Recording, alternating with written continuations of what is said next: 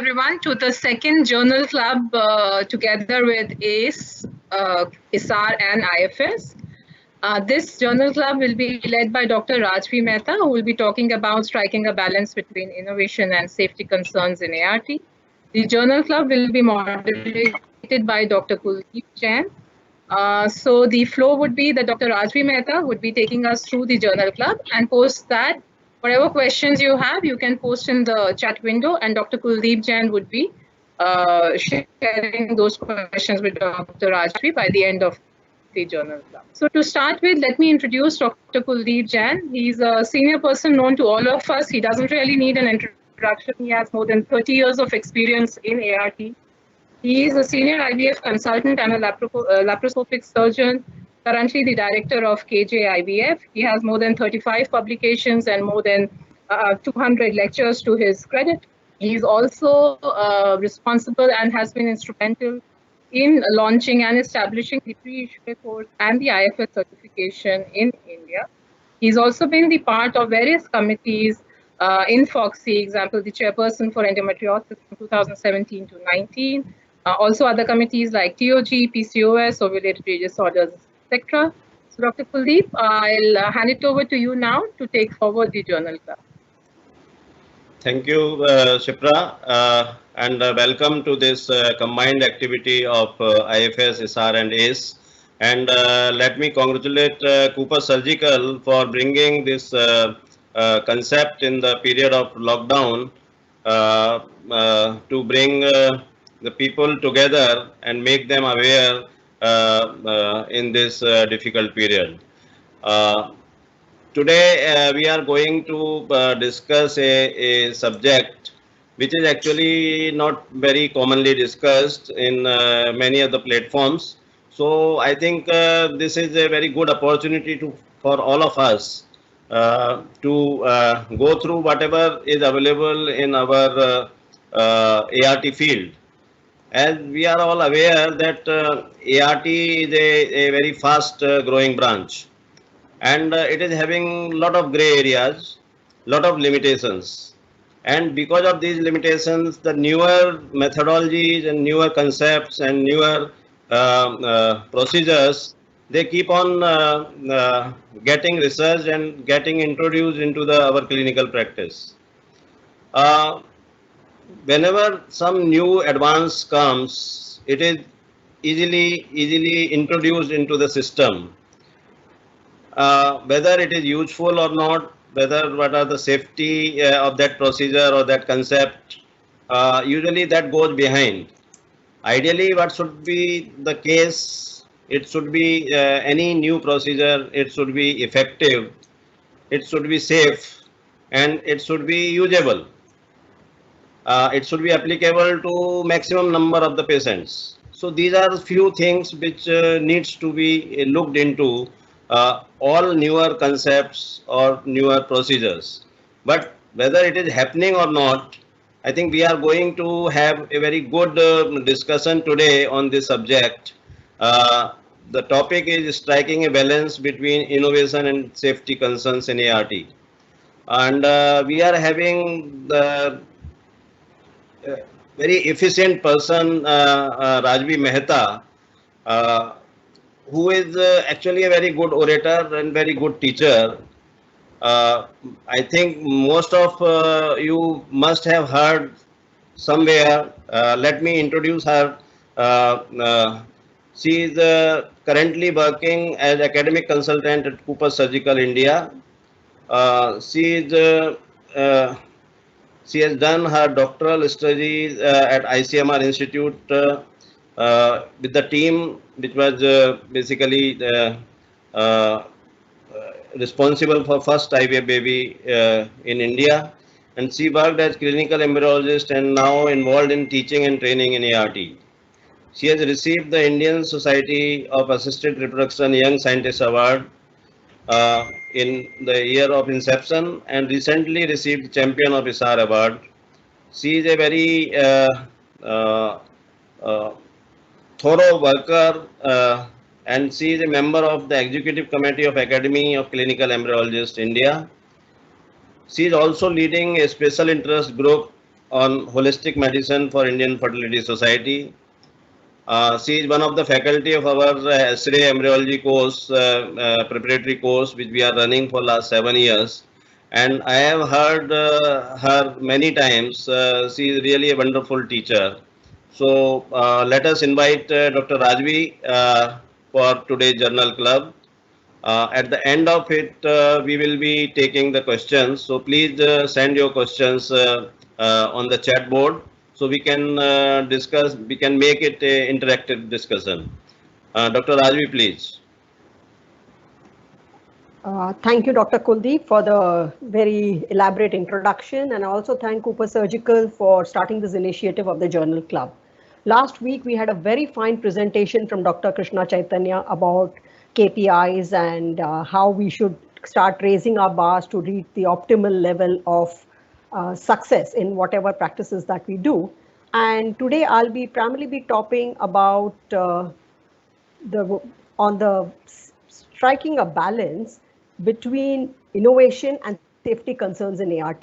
Because today, I'm sure what is the situation today in our country, I would say all over the world, in the current situation of lockdown because of the COVID virus. What would happen is that a large number of us would be sitting in front of the computer monitors, listening to webinars. We just discussed there are possibly more than 4 to 5 webinars happening a day in each topic, or possibly presenting. There would be another group which is totally stressed out about what the future is going to be. And on the other hand, there'll be a lot of us, many who have just started their clinics would also be under a lot of stress because cases need to start. I mean, how long can one be sitting because of all the investment going and the patients waiting? There is a third group, which would be the innovators who are possibly using this time to think of any new ideas by which we can improve our results, by which we could get, better embryos, better blastocysts, and finally better pregnancy rates and healthy babies. While there would also be many of us, and I think the seniors in the field, who would be taking this time to contemplate and reflect on what we have done so far and what the future can be. And I'm talking more on the capacity of the last category, where one is contemplating and reflecting on how the field of ART has grown and where it can go from now. What are the things we need to consider?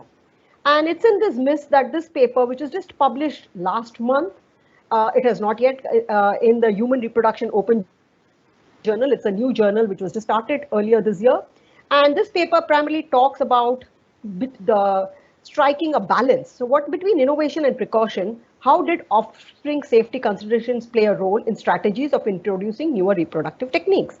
So basically, we are trying to understand that how do we introduce new technologies? I mean, it is very, whenever we hear somebody saying they've used a new technology and that is going to give us good results, we want to jump onto it. We want to get it into our clinics. And, if we go back in time, and most of the clinicians, all the clinicians, we embryologists haven't done it, you talk about do no harm. And how much of this is really followed in the field of ART? Is it practically possible to follow this in the field of ART? Because to some extent, we cannot have 100% success, and we are not sure of the outcomes of the babies are born through these ARTs. So having said that, we go that what are the safety concerns with assisted reproductive technology per se? It's been nearly 40 years, 42 years to be precise, since the first IVF baby was born. And the fact that this technology has invaded the world, are we really having some safety concerns? And this review primarily starts on the premise that a lot of these technologies have been introduced without systematic preclinical safety and effectiveness studies. We haven't undergone the drastic, stringent trials before introducing many add-ons to the ART technologies. And the ultimate success of an ART technology would be the birth of a healthy child. And there hasn't been much of a follow-up of children conceived with ART, especially the newer variants of the procedures, or the add-ons as we often call it in this procedures. And it's not me saying that, it's not us saying that. There are a series of papers written in the last 3 to 4 years which are now addressing the safety concerns with ART. Now, when we talk of safety, we are talking of two issues, safety and effectiveness. Now, when I say effectiveness, it is ability of the ART service or the add-ons that we give to give a desired result. So any introduction of a new technology is effective. It gives us the desired result. On the other hand, safety is whether it is having any kind of adverse effects. So in a way, both are talking the same things, but one is balancing the other. Now, having said that, if we want any technology to be effective or any addition that we do to this field of ART to give the desired result, then what is the desired result? As an embryologist, I would be happy if I have more number of embryos and blastocysts developing from the technology, modifications of the technology I used. I would be happier if we get more good quality embryos and blastocysts. Yes, better pregnancy and implantation rates. The desired result would be a high take-home baby rate. The desired result could be healthy babies born following this technology, and not just healthy babies. How far are we going to say the technology is giving a successful, effective result would be the baby being healthy at the time of birth, or the baby able to succeed in crossing all the different milestones, or do we measure the baby till adulthood and the subsequent reproductive consequences. So it depends on what we see as a desired result, and which would vary from an embryologist to a clinician to the parent or to the couple. Now, when we talk of what are the potential adverse effects? I mean, are there really any adverse effects of ART? Let's face it, millions of babies have been born. There are thousands of clinics across the world. The number is rising exponentially. Then are there any adverse effects? Because if any technology has adverse effects, it wouldn't survive for 40 years. Well, some of the adverse effects of parts of the technology has been our initial obsession of quantity at the cost of quality. So we went in for higher number of follicles, and we had the risks of OHSS, which now has come down with newer protocols. We had the risk of multiple pregnancies with multiple oocytes and embryos recovered and transferred. There are also a lot of theoretical risks, and theoretical risks are based on some physiological understanding as well as based on the invasiveness of the technologies, certain technologies that we use. So there are the actual risks, which are determined from the basis of some evidence that we get from preclinical studies. So animal studies, preclinical studies have indicated there are certain risks with the technology. A technology is not black and white. If it has zero risk or 100% risk, if it has 100% risk, we are going to discard it right at the start. And there is no technology which would say there is zero risk. So we are somewhere in the gray zone, and based on the animal studies and preclinical studies, if we know it has a risk, we will need to find out the population which would be affected by the risk. And then we would also have a follow-up of the offsprings. And as I just said, how long are you going to follow up these offsprings? Is it practically possible? So when can we say that this technology is absolutely safe? So the reason that this idea about safety has come up with the whole knowledge of the developmental origin of health and disease. And this developmental origin of health and disease is primarily stimulated from Barker's hypothesis.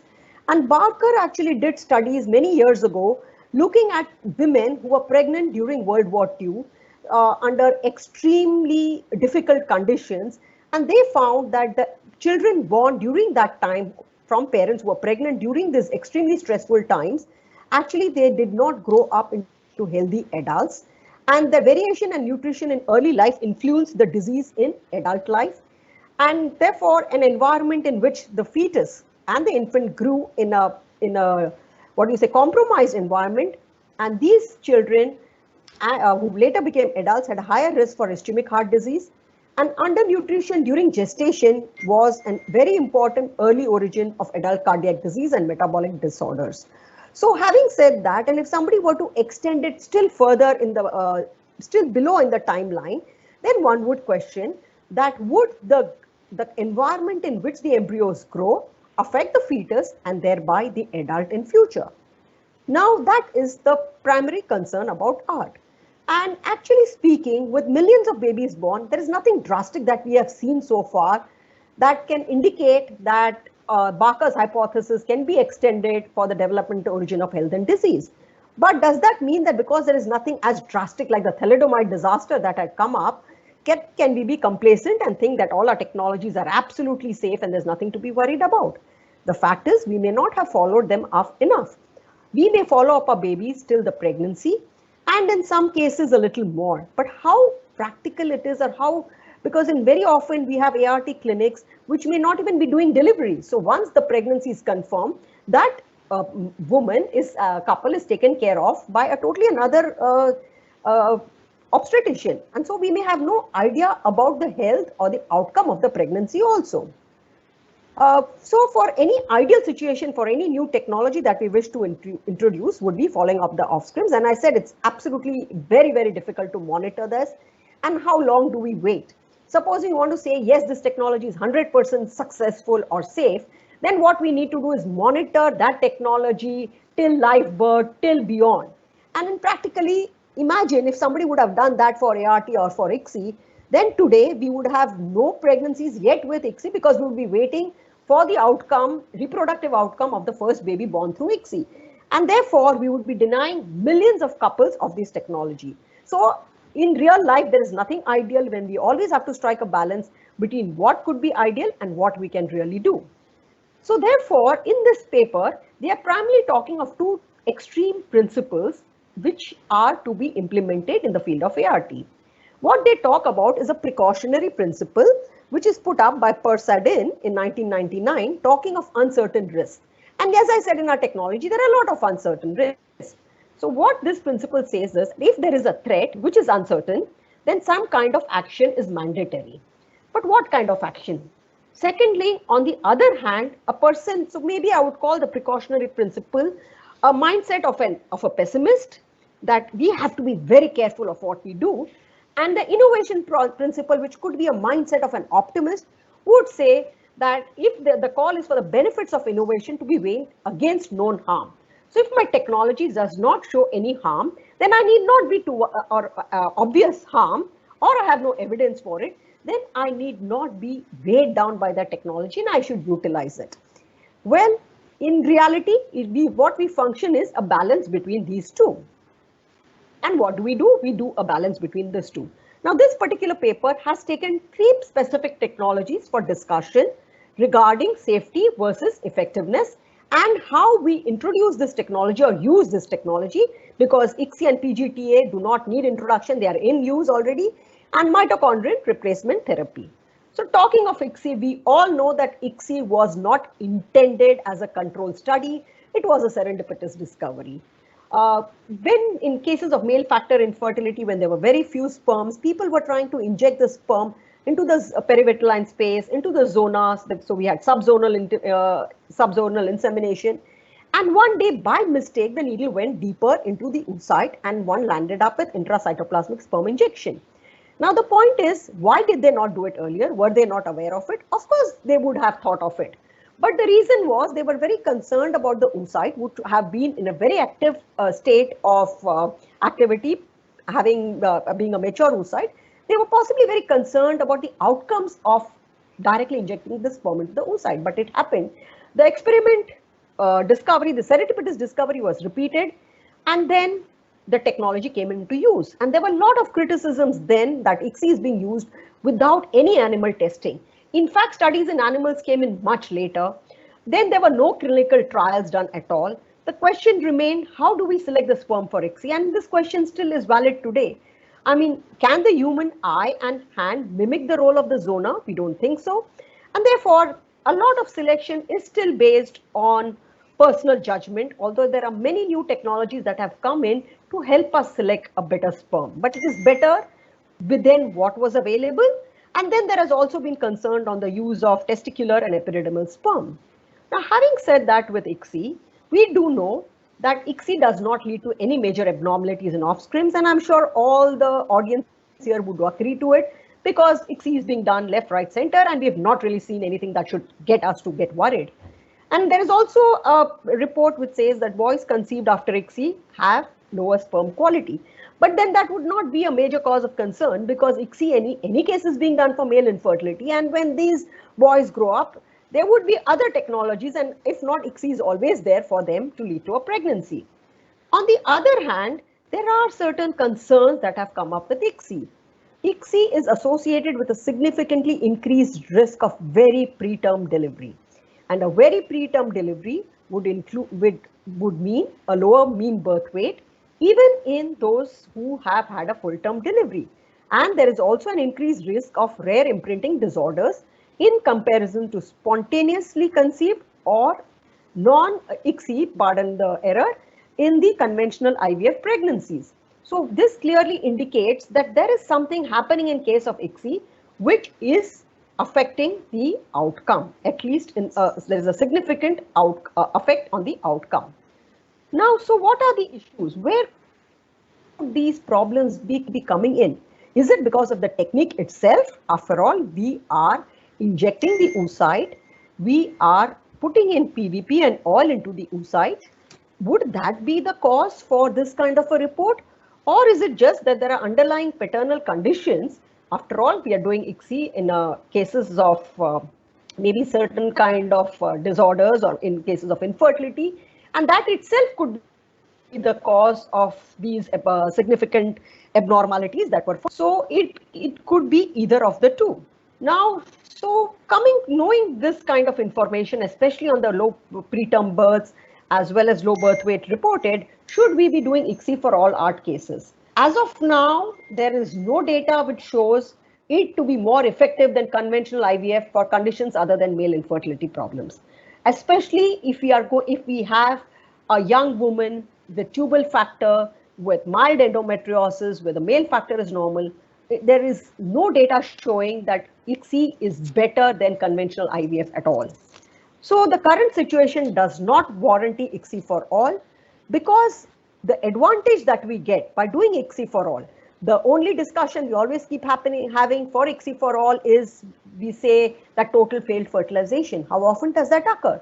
So having said that, but the potential risk is definitely higher than the potential advantage. So it clearly shows that in cases which do not merit ICSI, we should not be going for ICSI for all.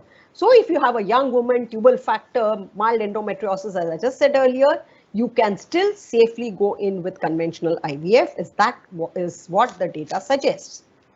Now then comes in epididymal sperm and testicular sperm.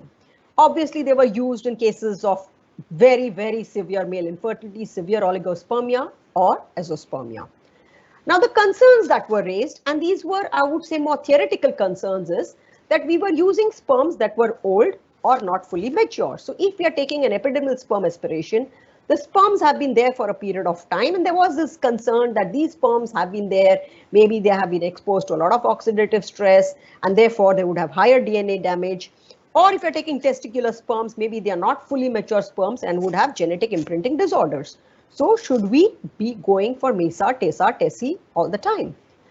And whilst there is this concern of safety, one would definitely, if one says no ICSI for all, definitely it's not going to be MESA, TESA at all, for all. Netherlands, on the other hand, went to a state of extreme caution. What they decided was that they would not go for MESA and all the testicular or epididymal sperms. And in fact, a national moratorium was given against epididymal and testicular sperms. And then they got data from animal studies and data from other countries where these technologies were being used. And finally, they allowed these technologies to be done in a clinical research setting only in 2000, and for testicular sperm only in 2007. And then finally in 2012 and 2014, they lifted this moratorium, and then it was possible for male infertility patients to undergo this technology. So when they were so cautious about the potential damage that testicular use of testicular sperm could lead to, they delayed the implementation of this technology for more than 10 to 14 years.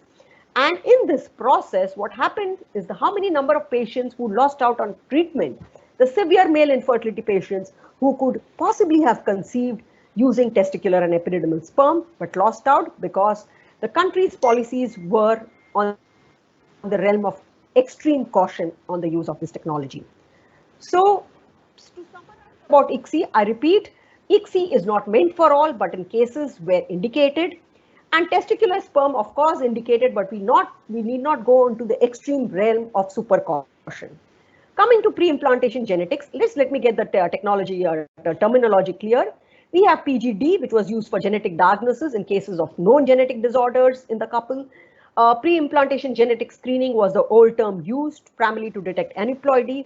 These terminologies have been redefined, and we have PGT-A, is pre-implantation genetic testing for aneuploidy, M for monogenic disorders, and SR for structural rearrangements.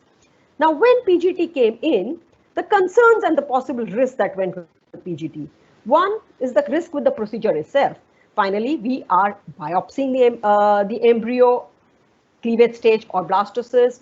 We are going to use specific embryo culture media.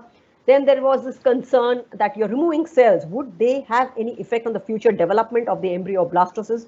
Although we very well know that the embryo is a totipotent cell, the blastocyst is a pluripotent cell. So there is a potential for each of these cells to develop further. And then, of course, when we did trophectoderm biopsy, there was this initial concern about extended culture and cryopreservation, which today may not be true because extended culture is quite common and cryopreservation is now is an absolutely essential technology. So what was the concern with the procedure? Well, there is this fear of damage to the embryo of blastocyst, which is a real concern. I mean, whenever we are using a mechanical procedure, the risks will always remain. It is highly skill dependent, and therefore the risk of damage to the embryo will always remain. There's also the concern that because we are doing this procedure, the embryos are lying outside in suboptimal culture conditions. They're not in the incubator, and with so many studies showing that even a few minutes of the embryo outside the optimal CO2 environment can create problems. And then the use of specific embryo culture media could affect certain offspring parameters going back to the developmental origin of health and disease. So if we talk about the removal of cells, well, the early studies in mice and humans have shown an association of blastomere biopsy with impaired implantation potential. Now the question is this impaired implantation potential because of the removal of cells or because of the technique itself? And they've also shown reduced and delayed fetal development in these cases where biopsies of the embryos has been done. And that's the reason that one went from cleavage stage embryos to trophectoderm. One is in trophectoderm, you have many more cells, so the error of judgment is much lessened. And then we felt that the loss of a few trophectoderm cells should not matter, because after all, the trophectoderm is going to become the placenta, so there should be no problem to the fetus because you're not removing any of the fetal cells. But recent studies in the last 2-3 years have shown that even removing trophectoderm cells results in a smaller placenta, which in turn could lead to incorrect embryo development and abnormalities in the offspring. So how safe are we with trophectoderm biopsy? Again, these are certain reports of a delayed development. So having said that, then the concern with extended culture, because we culture longer, and there are studies which clearly show that using different kind of media have a different effect on the birth weight. And this extended culture is, as of now, a perennial debate on day 3 versus day 5, and it will go on and on. I really don't want to comment on it, but then blastocyst culture has its advantages and disadvantages, which is a topic for another debate. And even talking of the impact of cryopreservation, that concern came in when there was a report that singleton pregnancies following frozen embryo transfer are associated with higher risk of higher birth weight babies compared with those from fresh embryo transfer. Well, this paper has been highly debated, and secondly, we always talk of babies following IVF or conventional IVF or ICSI being low birth weight. Maybe we are not too very concerned about the relatively higher birth weight babies following cryopreservation because it possibly neutralizes the situation.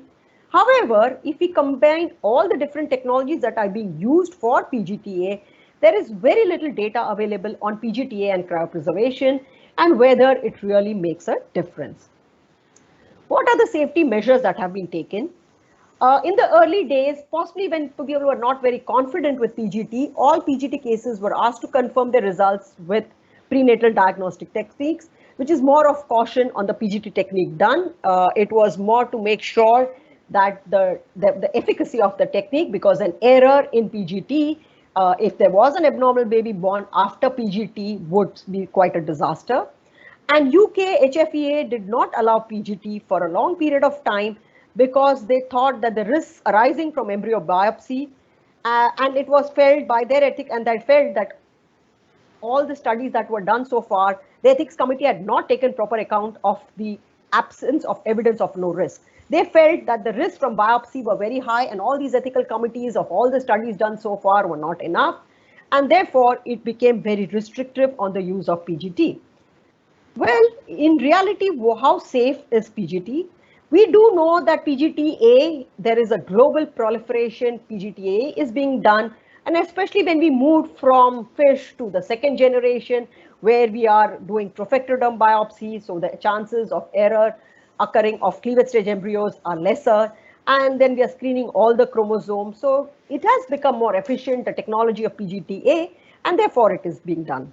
And all the follow-up studies, research does not show any higher degree of major abnormalities in the children born after PGT-A in comparison with IVF ICSI only. So a couple of studies show, so like ICSI, the studies showing with PGT-A show that there is not a higher degree of abnormalities, and these technologies are fairly safe. However, children born following PGT-M or PGT-SR have an increased risk of adverse obstetric and neonatal outcomes. And that may not be very, very surprising. It may have nothing to do with the pre-implantation genetic technology. It is utilizing because these technologies have been used for underlying parental conditions. And so the concern is we may have prevented the genetic disorder, but there are certain obstetric outcomes which seem to be compromised with the use of PGT-M. Having said that, what is the effectiveness? So PGT-A, we can say, is fairly safe to use. What is the effectiveness of PGT-A? Well, there is not much evidence to show that the effectiveness of this procedure is very, very effective, and the treatment's rationale is under discussion. In the sense, why we talk about the treatment's rationale being under discussion, because if there is aneuploidy, we also talk about the ability of embryo to correct. We also talk about the discarding of the embryos or early miscarriages that can happen. We can also say that there is a auto correction. We talk about mosaicism a lot in PGT, but in reality we know that mosaicism is not that much of a problem. But having said that, is it really, we do not have a lot of evidence to show that it is a very effective technology in an entire or a PGT-A for all. It's not, I mean to say, it's an effective technology for specific groups, but not that each and every case should undergo PGT-A. And there are very limited follow-up studies on the health of children born after PGT-A in combination with profectoderm biopsy. So whatever the earlier studies were primarily with cleavage stage embryos. So with that, what should be the use of PGT-A? Well, originally PGT-A was recommended and carried out as an add-on for women with advanced maternal age, repeated IVF failure, repeated pregnancy rot, miscarriage. However, today it is being offered to younger women with good pregnancy prognosis. And just before this lockdown came in, there was the report that in future we need to be doing pre-implantation genetic diagnosis for all embryos. Highly debated at that point of time, but we felt there was a misunderstanding in the act that came in, and of course it would be discussed once things normalize here. But we still, maybe today we need to recommend PGT-A only in such cases, and it cannot be PGT-A for all. I would be happy to mention here that last year there was a ISAR, ACE, IFS consensus meeting held thanks to Cooper Surgical, and all the people who came from all these three major societies came to the same conclusion that PGT-A should be used only in cases with advanced maternal age, repeated IVF failure, and repeated miscarriage. There was a unison in all the three societies and all the members of this facial add-on group that it should not be for all. Then comes mitochondrial replacement therapy.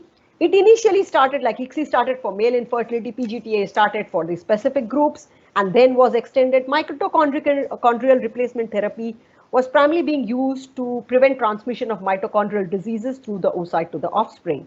And there are many techniques that are being used. The two most common one is the maternal spindle transfer, where the spindle chromosome complex from the oocyte is transferred from the recipient oocyte or the commissioning couple into a donor oocyte, and in another you let the zygote develop, and then the pronuclei are removed from the recipient zygote and transferred to a donor oocyte whose pronuclei have been which has been enucleated.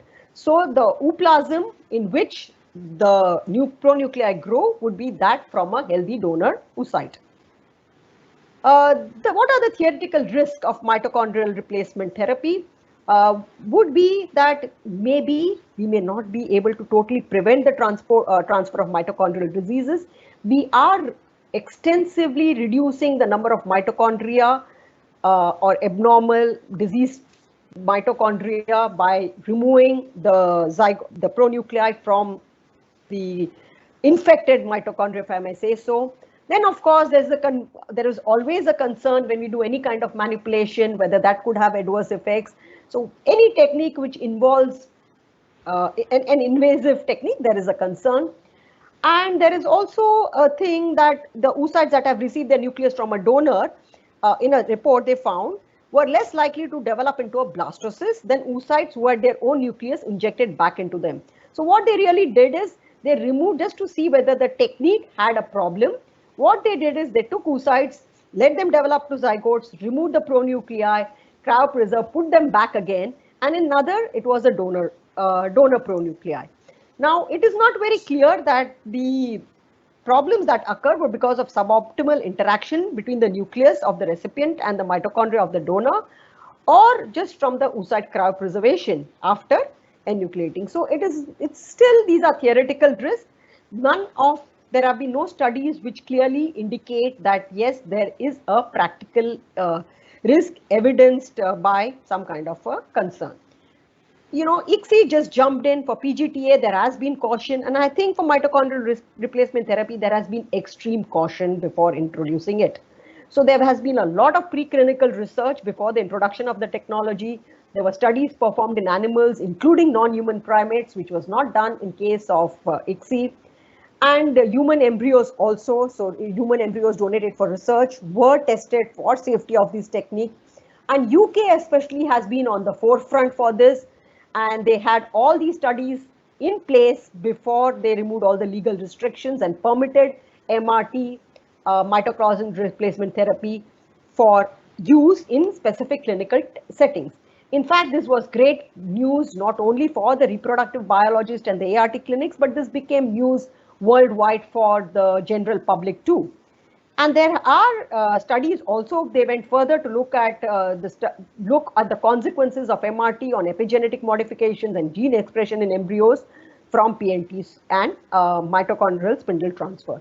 So basically, these technologies have undergone much more safety considerations than the previous technology. And then they permitted the use of MRT under strict regulation. So it was offered to women who had a high risk of transmitting a serious mitochondrial disease, where even PGT was not an alternative. And HFEA actually permitted the Newcastle group for the first clinical license to start MRT, which resulted in the first patient in 2018. And after that, this group has accepted various women for different indications for mitochondrial replacement therapy. But according to this paper, there have been no pregnancies still reported from this group. And they have insisted that there should be a long-term follow-up, but considering the practical limitations, they say at least for 18 months, these babies born from mitochondrial replacement therapy should be monitored. And they further add on that any female child born following MRT should use PGT for her own children in future. So they're being extremely cautious and safe while using this technology. This is in the UK. What about the rest of the world? What are the reports and policies that are being used for mitochondrial replacement therapy? Way back in 2003, there was a collaboration between US and China, which possibly is unthinkable now.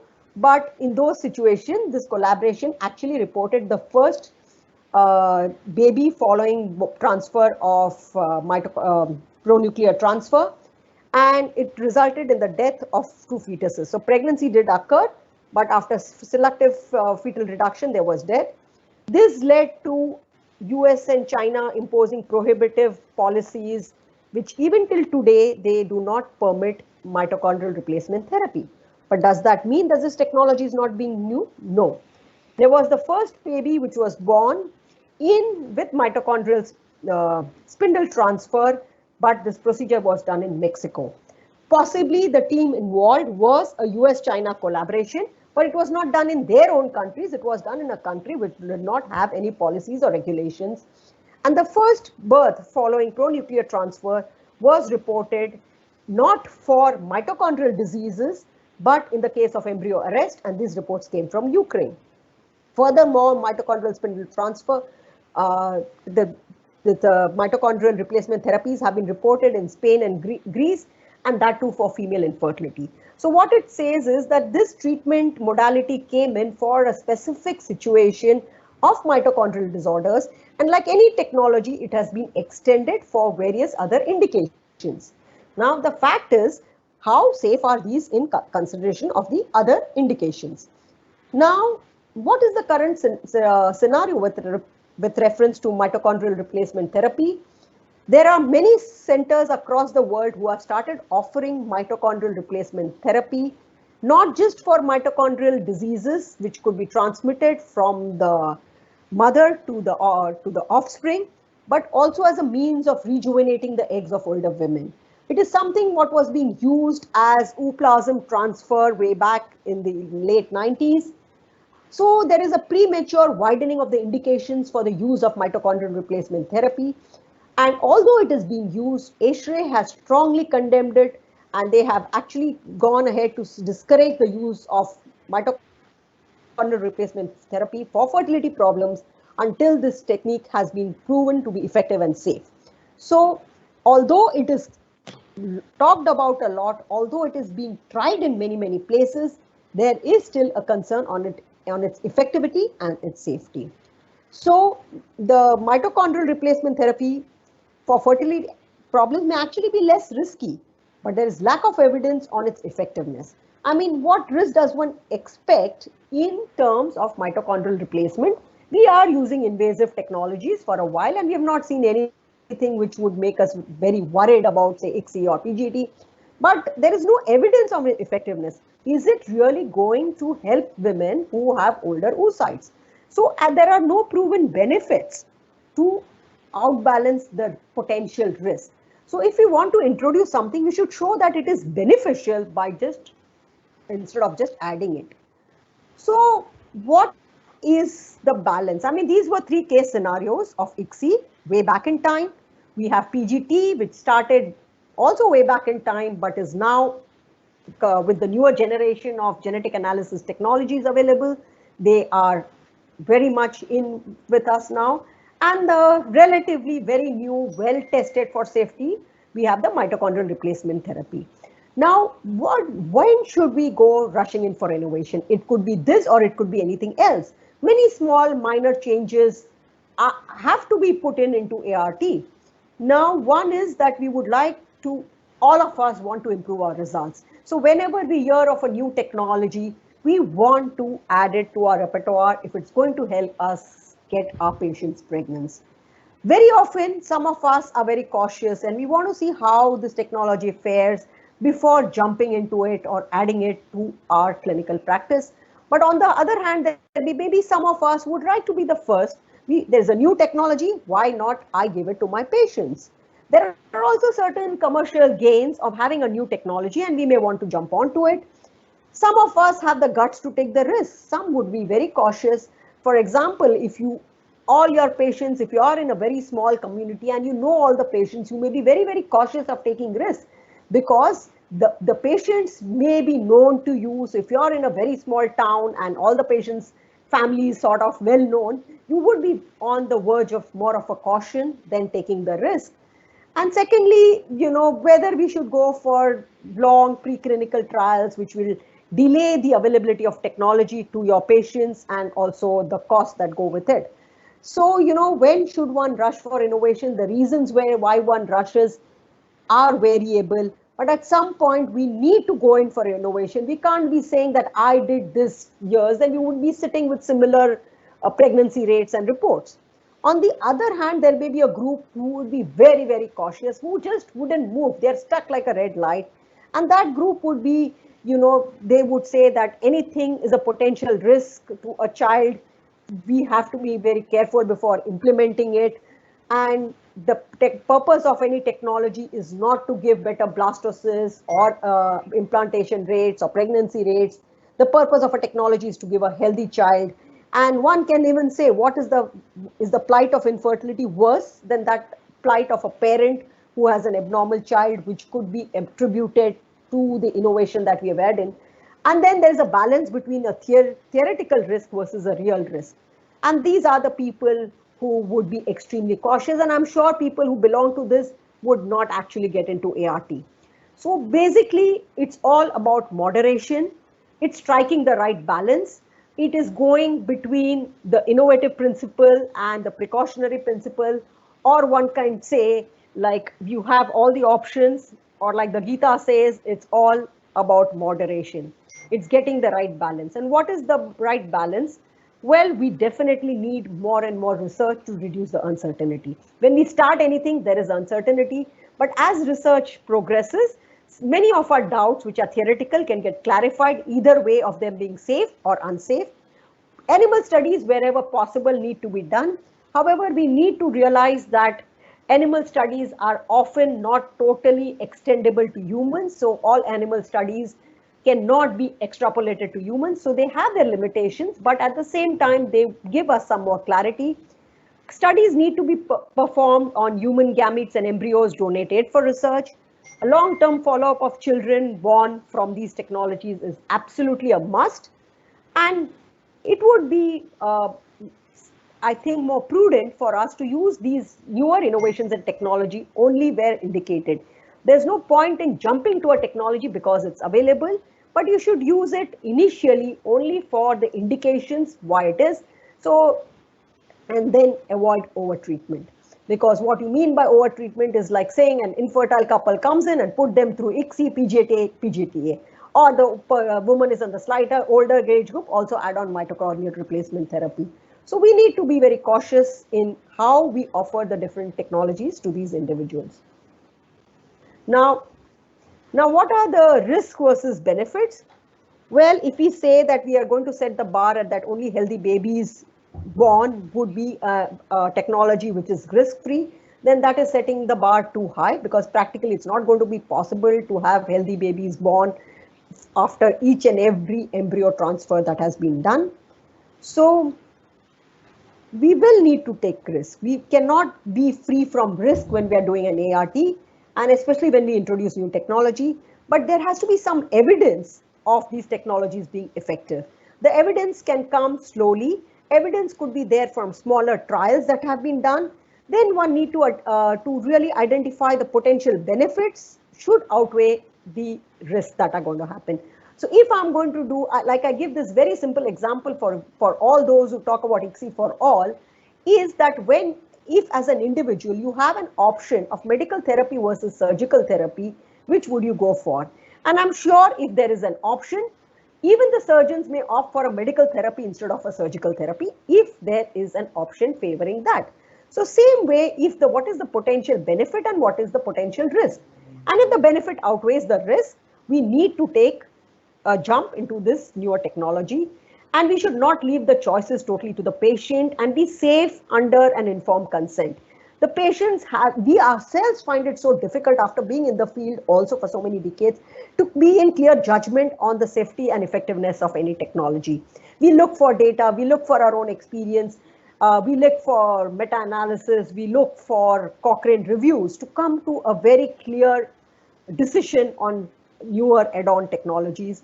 And so we cannot just leave it to the patients. It would be just trying to be legally safe. I think it becomes our responsibilities also are much higher when we are using newer technologies. So having said that, I think the only way we can be sure that our technologies are safe would be to have a good record on follow-up on the babies born. I mean, any kind of studies will not, any kind of trials will not stand for the actual follow-up of the babies born. And for that, maybe it's a time to start innovating to how do we track these babies. It's nearly impossible to believe that if we are able to track, every clinic is able to track their babies. But maybe there could be some innovative thoughts on how it could be done. And if we were to follow up on these babies, we'll have very clear guidelines and indications on how safe the newer technologies are. So with this, if there are any questions, it was, I would say, a little challenging a topic because but one thing I would like to say is that in the last ISAR consensus, where we had people from clinicians to embryologists and discussing these topics of add-ons, nobody took personal motivations, whether they had the technology themselves or whether they had the skills themselves. All thought about the patient and then came to a consensus on what is best for the patients. And the general consensus on add-ons was we should use them where indicated and not be using them loosely just because we have the technologies. So while this paper came in now, I must admit that we were fairly far ahead when last year we came to a similar consensus of being moderate in our utilization of add-on or newer technologies. So thank you very much for your patient hearing, and maybe if there are any questions, Dr. Kuldeep. Thank you, Rajiv. It was an excellent review of these three technologies. I know it was a very difficult talk, but you made it so simple, and you have given, I think, a lot of hints how we should take these innovation in our practice. I will like to say when innovations, they will keep on coming, and they should come because nothing is perfect at present in ART, and there are more failure than the success. So innovations are going to come. The problem arises when the innovations are used for wrong indications. Like most of the time, the innovations are coming for one particular indication, and what happens, another indication is added to that innovation that can be used for say PGT. When the PGD came or PGT came, it was actually for the to find out the whether it is aneuploidy or euploidy, okay, or some defect, chromosomal defect. But then suggestion came that it can be used to increase the chances of success in IVF program. And there was the problem which was introduced at that point of time, because there was no study whether it can be used for all patients to improve the chances of success. So I think before adding an extra indication, there should be more and more studies for that particular indication, and then only it should come into practice. Actually, what happens, it doesn't go like that. There are no long-term follow-ups, and another indication is added. So I think we need to balance the thing. Any innovation should have four components. Like, it has to be effective. That is first very important, which you highlighted. It has to be effective. Safe, it has to be safe. Most of the time when the innovation comes into the clinic, it is effective procedure, but safety aspect is not studied. Maybe there are not many preclinical trials, and it is introduced into the clinics. So preclinical trials are must for any innovation to reduce the chances of risk. Risks are going to be there, and there are many theoretical risks and there are many practical risks or real risks. Now, real risk will come only when you use the technology. Right. Theoretical risk, we know that this is the theoretical risk. When we are taking a biopsy, there are chances of damaging the embryo. That we know. Yes. But what will be the outcome of that until we do that? So we have to make a balance. Theoretical risk can be seen before we can try to improve the innovation. But real risk, until unless we do the procedure, we will not know. So that is the limitation of the procedure. So we have to keep the limitation also in mind before deciding whether we have to use the procedure or not. Another thing which I will like to highlight is how do you select whether this concept or procedure needs to be used or not. Like as a clinician perspective, one should always think whether this procedure is going to help your patient or not. I think that is very, very important. Whatever innovation is there, it doesn't mean that you have to use it. You have purchased a PGT facility or you have installed a PGT facility, that doesn't mean that you have to offer it to everyone. True.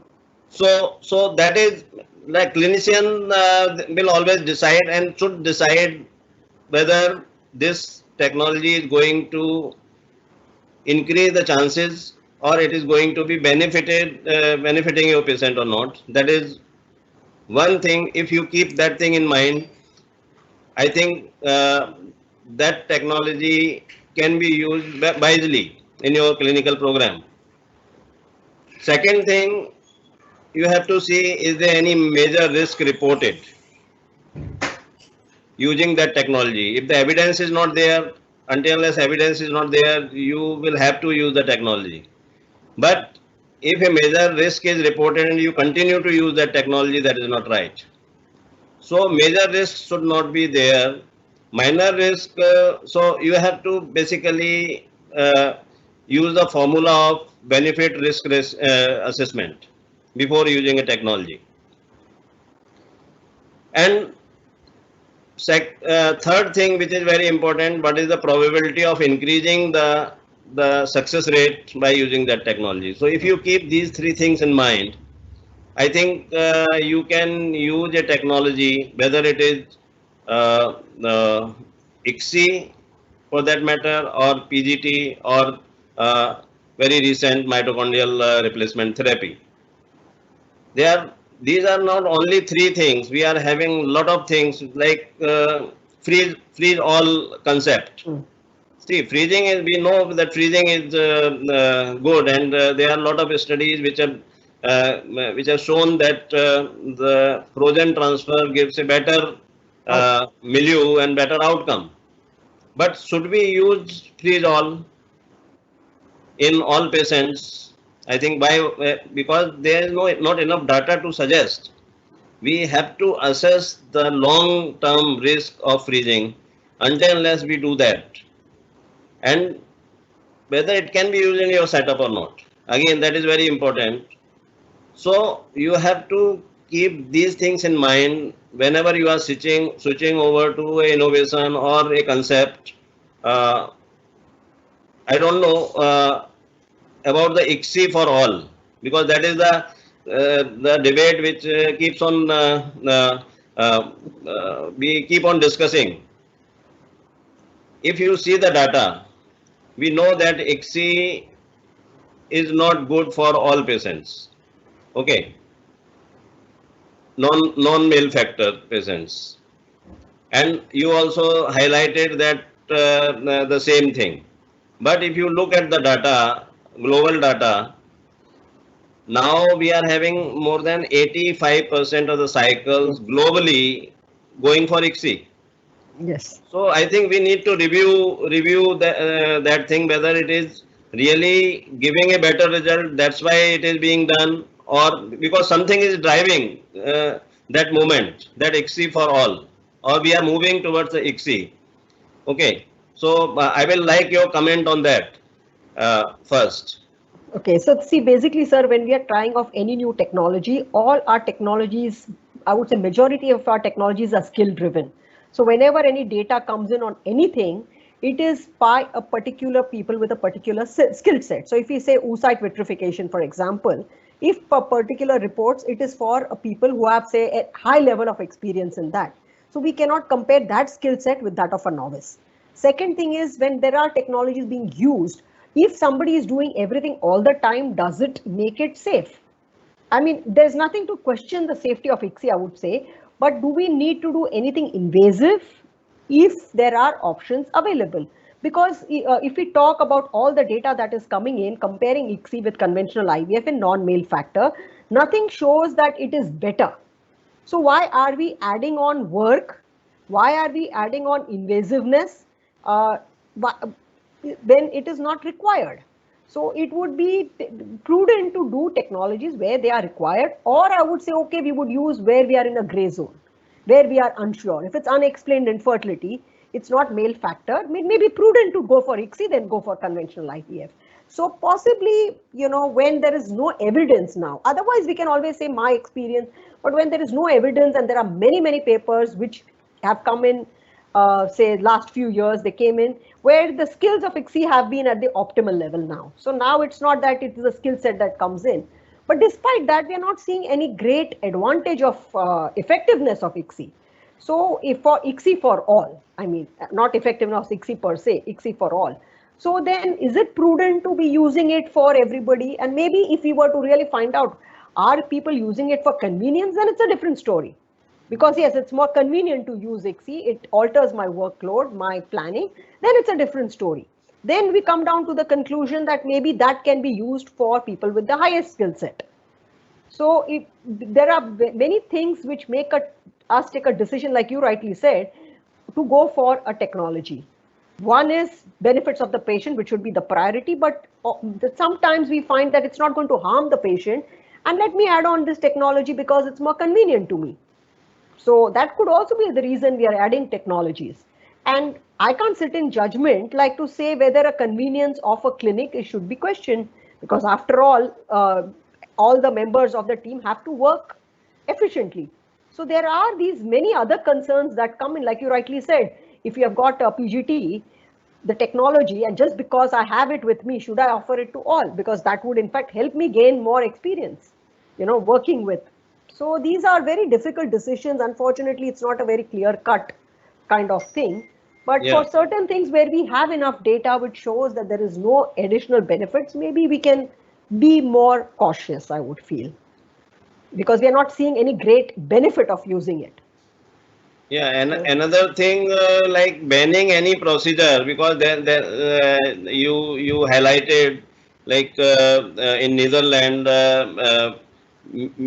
this MESA and PISA was banned, and almost 10 years passed when they again allowed. So I think that is another thing which we have to keep in mind, that banning a procedure or innovation is not the answer to the problem, because if you are not using the technology in right perspective and just banning it for a reason which is not substantiated.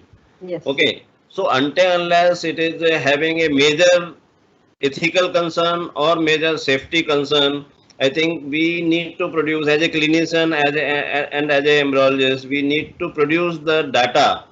Correct. We have to analyze the data and then to reach a conclusion whether we can use it for that particular purpose or not. Yes, sir. So I think that is the right approach for clinicians, embryologists, as well as to the authorities who are making the decision. Right, sir. See, you are thinking as a clinician, you are thinking that by using this technology or by this concept, you can help your patient to conceive. But the other person who is deciding authority is not is going the other way.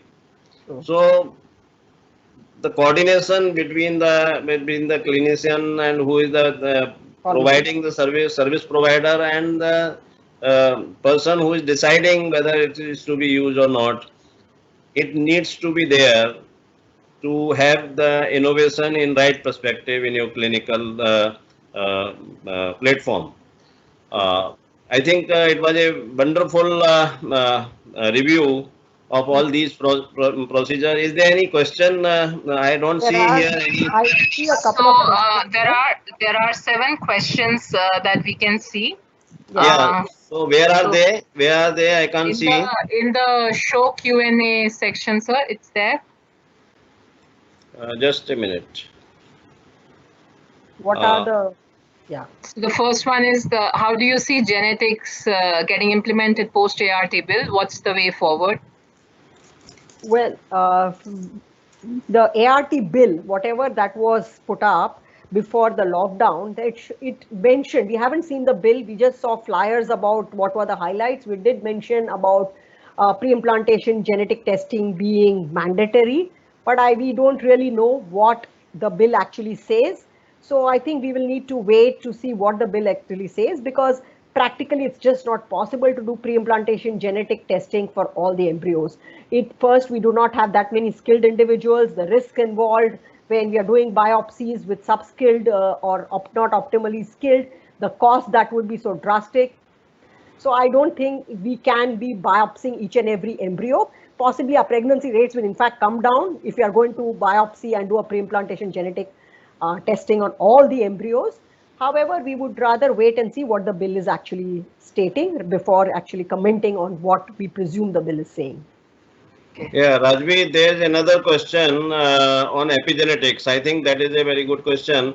We keep on talking of epigenetics effect by various procedures. Whatever we are doing, the epigenetics come into the place, but not many studies are there to show that there is a gross change as far as the outcome is concerned. So what is your view on that?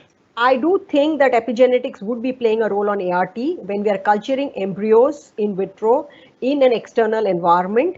The early developmental changes that take place, I wouldn't even call the development, the embryological changes that take place would be affected by the environment, because when we say let's take a simple but important parameter of pH of the culture medium, and there are studies that have shown that even a minute variation in the pH, external pH of the medium, reflect in embryos not developing, a percentage of cleavage embryos coming down with less than 0.1 unit of the pH change, and also the number of embryos that develop, cleaved embryos that develop to blastocysts.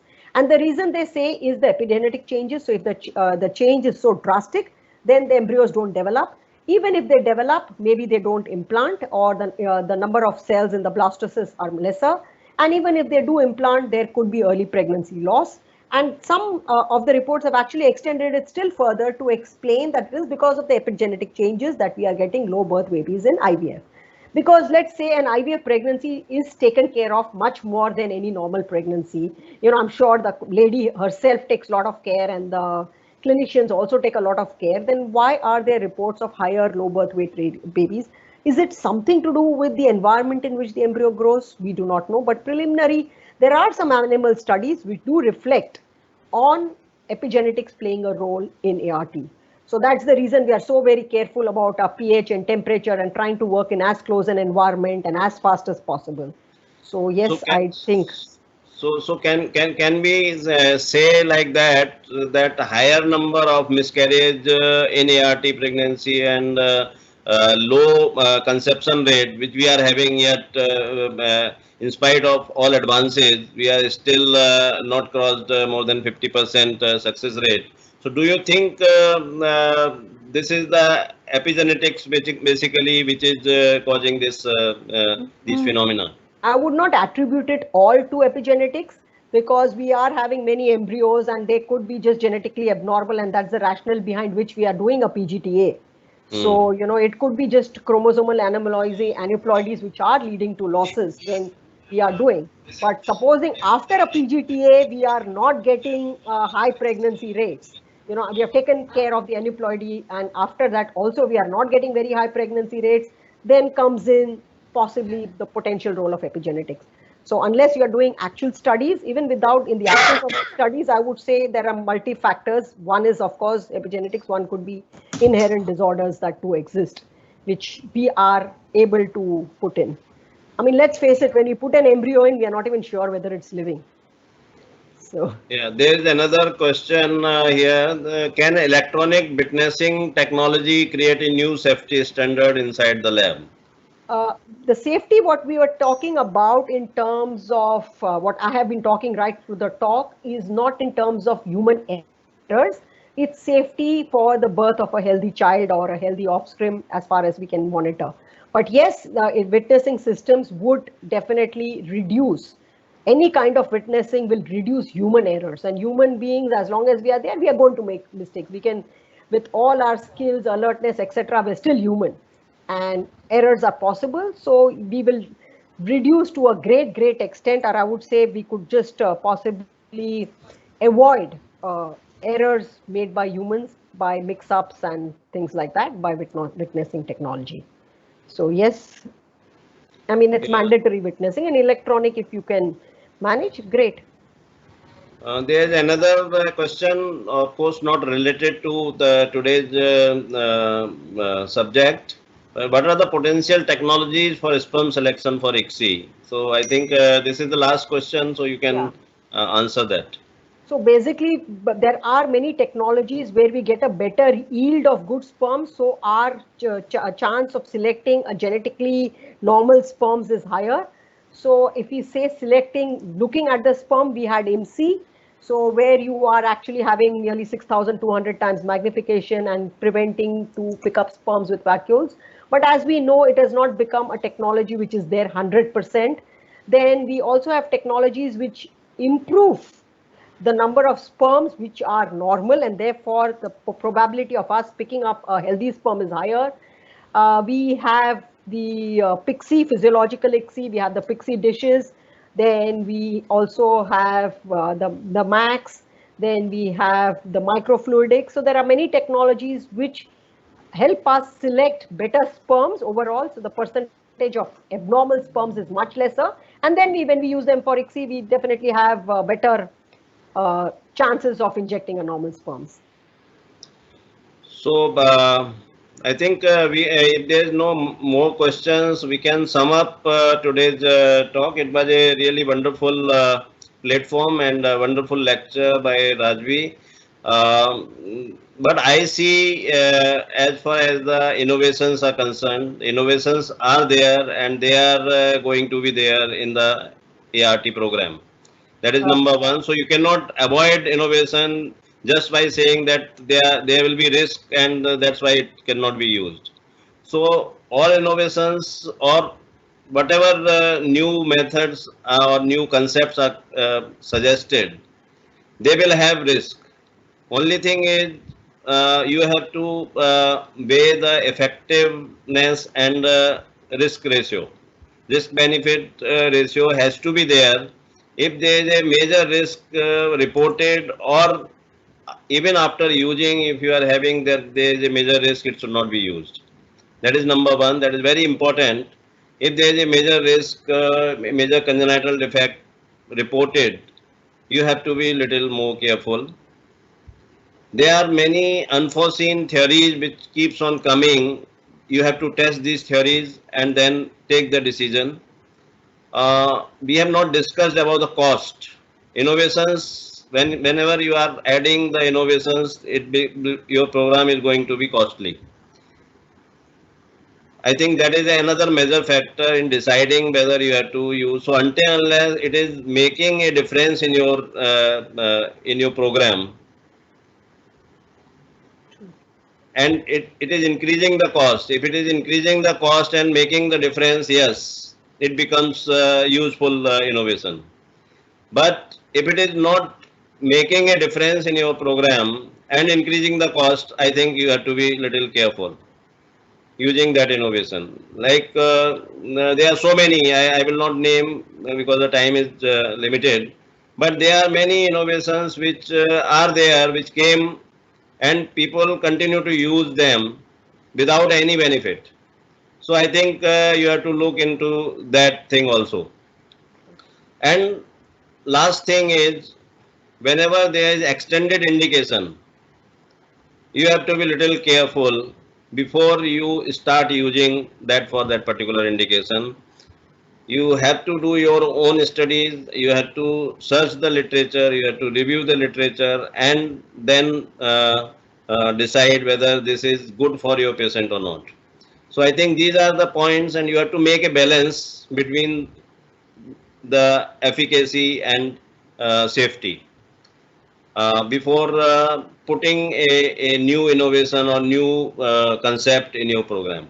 So I think that will sum up today's journal club. If there's anything, Rajvi, you want to add? Yeah, actually, it's a, when we talked about the role of epigenetics, I was primarily referring to epigenetic concerns in the laboratory as an embryologist.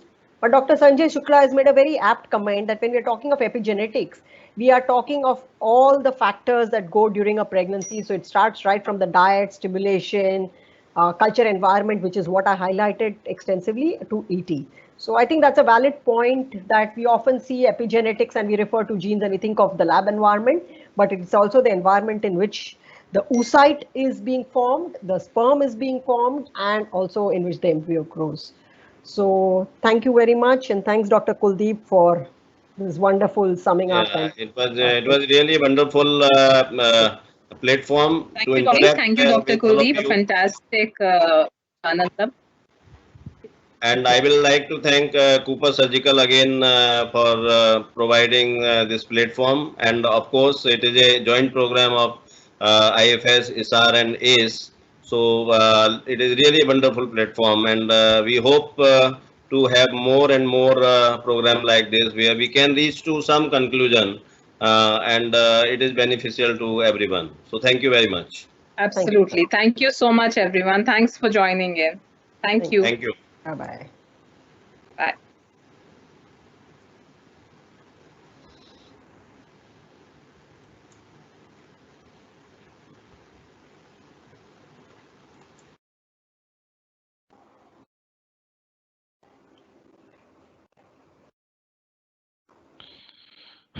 Whew.